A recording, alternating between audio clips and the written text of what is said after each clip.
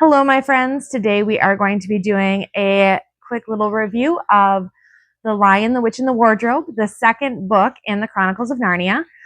This review will have spoilers, so if you have magically never heard the story, if you haven't seen the movie or read the book, now would be the time to exit. So there will be another video up here very shortly that will have a review without any spoilers in it. So go ahead and switch over to that. We are going to go ahead and start though.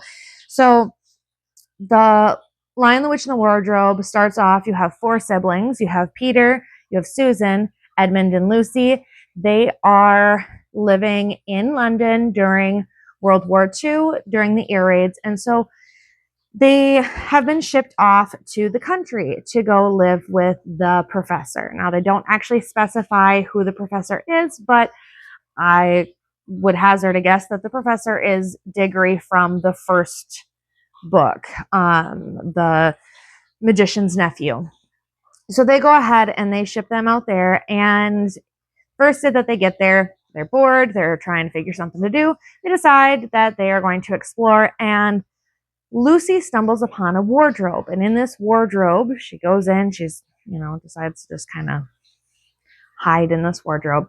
And I believe they were playing hide and seek. And so they go ahead and they disappear. It's been a couple of days since I read the book, but they were playing hide and seek, and she goes ahead and she goes into the wardrobe, and she keeps expecting to feel the back of the wardrobe, and in the wardrobe there is no back. It just empties into a forest. So she goes ahead and wanders around, and she finds a faun, who they describe him as a faun, but I don't know. There's various descriptions. Basically, he's like half goat on the bottom half and then person on the top. And so she finds him, and he says to her, "Oh my goodness, who are you? Are you a son or a daughter of Eve?" And she's like, "I don't know what that means." And he's like, "Are you human?" And she's like, "Yeah. I mean, I look human, right?" And he's like, "Oh, you got to come back and eat the tea. You got to come back and spend some time with me. It's too cold out here. Let me feed you." So she goes to his house, and over the course of the conversation, her telling him all about her family and whatnot, she finds out that he is going to turn her over to this bad person, who they just know as the queen or the witch. And so sends her off, and she's like, "All right, I'll be back, and hopefully you'll be okay. I'll bring my siblings, and we'll figure stuff out." And so she leaves, and she goes, and of course her siblings don't believe her, and so she goes to bed. She's very upset. The next day, or a day or two later, they're wandering around again, and Edmund finds it this time, and Edmund runs into this witch, and she's offers him some Turkish delight, which is, we don't really have Turkish delight around here. I've seen it in the stores, in the foreign section, but it's apparently a dessert candy type thing. I'm not 100% sure. Comment down below and let me know exactly what it is. If you've got a recipe, that'd be great, because I like to make a lot of that kind of stuff. Well, I like to make a lot of new stuff. So, but he's, being bribed with this Turkish delight to bring his family back, to bring his siblings back. The witch asks him all kinds of the questions. This queen, as it were, asks him all kinds of questions, find out that he has 3 other siblings, and says, "Bring them all here, bring them all here." And so Edmund leaves, and again, he kind of denies, well, I shouldn't say he does deny that it even exists, because he doesn't want to share this magical land and all this dessert So he basically pretends like it never happens, and in so makes Lucy very upset and makes his siblings very upset for making fun of her. And so anyways, fast forward again, they're playing, and the housekeeper of this manor, she is supposed to be having like a party. And so they are supposed to stay out of her way. They're supposed to go find something else to do. So they're wandering around and they hear them coming. So they take off into this room and find this wardrobe. And they're all like, oh, we can just hide in here quick. And again, it happens where there's no back to this wardrobe. Now, the no back is only part of the time. It just kind of basically, if you're not looking for it, it's the back is gone. If you are looking for it, the back is there. So basically, it's a first time, or if someone is coming who's new, I'm believing. Anyways, so at this point, all four of them venture into this unknown wood. And of course, the other siblings are like, so Lucy was telling the truth. How dare you, Edmund, blah, blah, blah. So they go ahead and they're wandering through, and Lucy's like, well, let's go visit Mr. Tumnus. And they get there, and Mr. Tumnus's house is in shambles. And they're like, oh my gosh, the White Witch has him. This evil queen has him. We have to go and save him. We have to go and rescue him.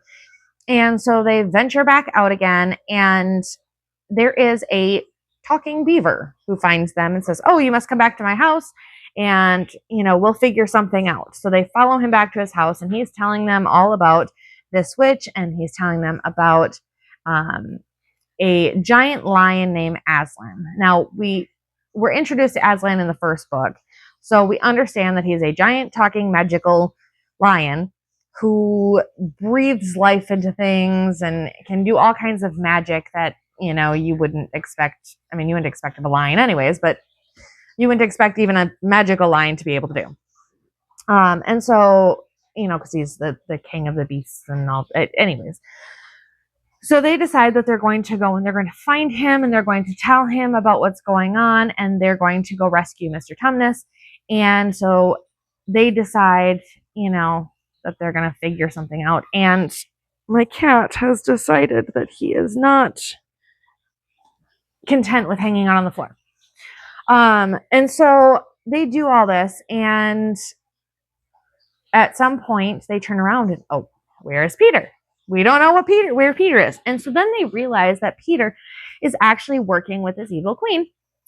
So they decide that they have to go stop him. They have to figure out a way to make this, there's a mosquito, to make this all better. So they try to chase after him, but they also need to get away from I got the mosquito.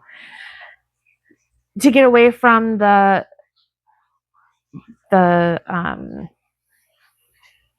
beaver's dam before the queen gets there. They're like, well, okay, best case scenario, we manage to catch him. Worst case scenario, we need to get away from here before she catches us. So they find out that there's this prophecy where if they get to a certain place before she does, or before she catches them, that the winter that's been going on for however many years is going to end.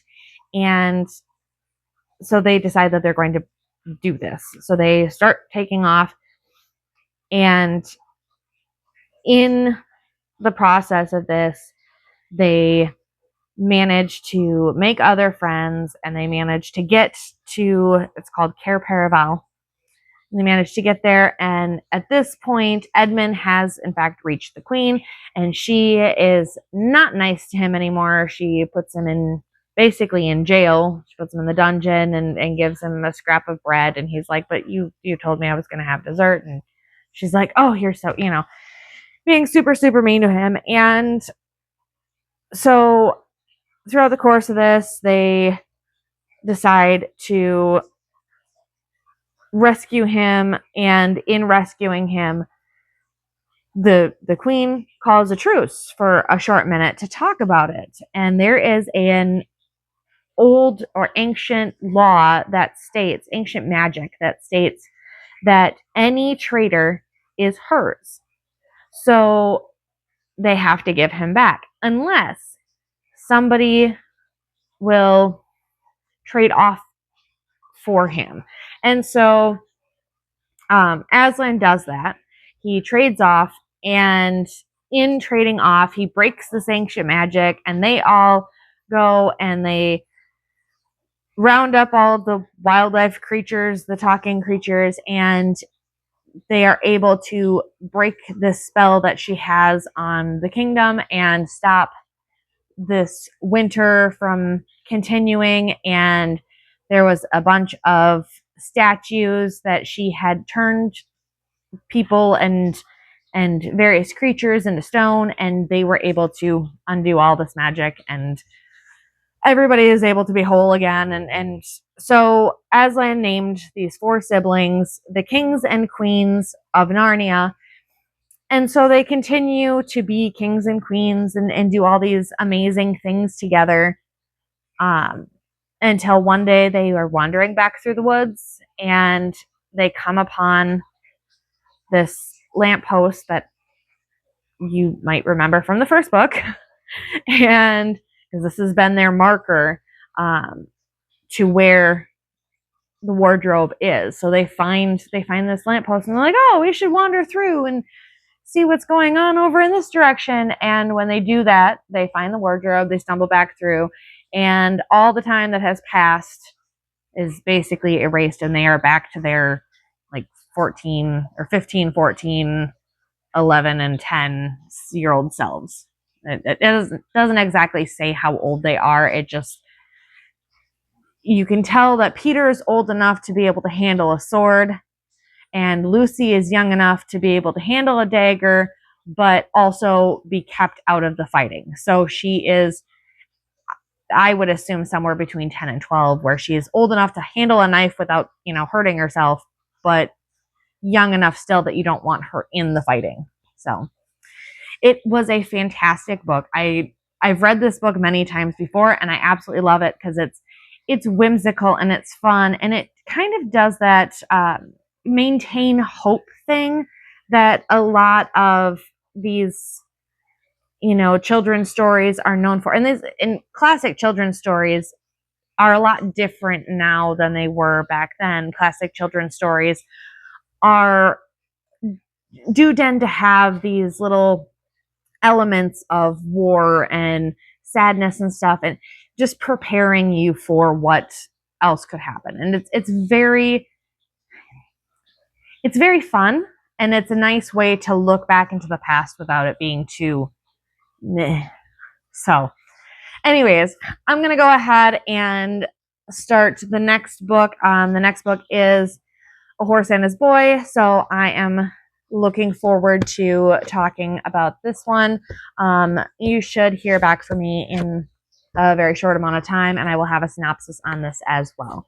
So if you have not already done so, please like, subscribe, share with your friends, tell me what you think, hit the comments down below. I want to know about anything you guys know about the air raids and stuff like that. That stuff really interests me, and I really enjoy reading about the 1930s through 1950s in London and all over Europe also. And then the other thing is there are some different recipes and stuff that are talked about. Are we going to go have tea, and how do you take your tea? I want to know how you take your tea. I want to know, do you have a recipe for Turkish delight? I had heard of it, but I had never heard of it when I was younger until I read this book. And so that's something that's, I'd like to know more about. And then also, have you read the books before? Have you just seen the movies? Let me know. Anyways, I hope you guys have a great rest of your night, and we will see you again soon. Bye.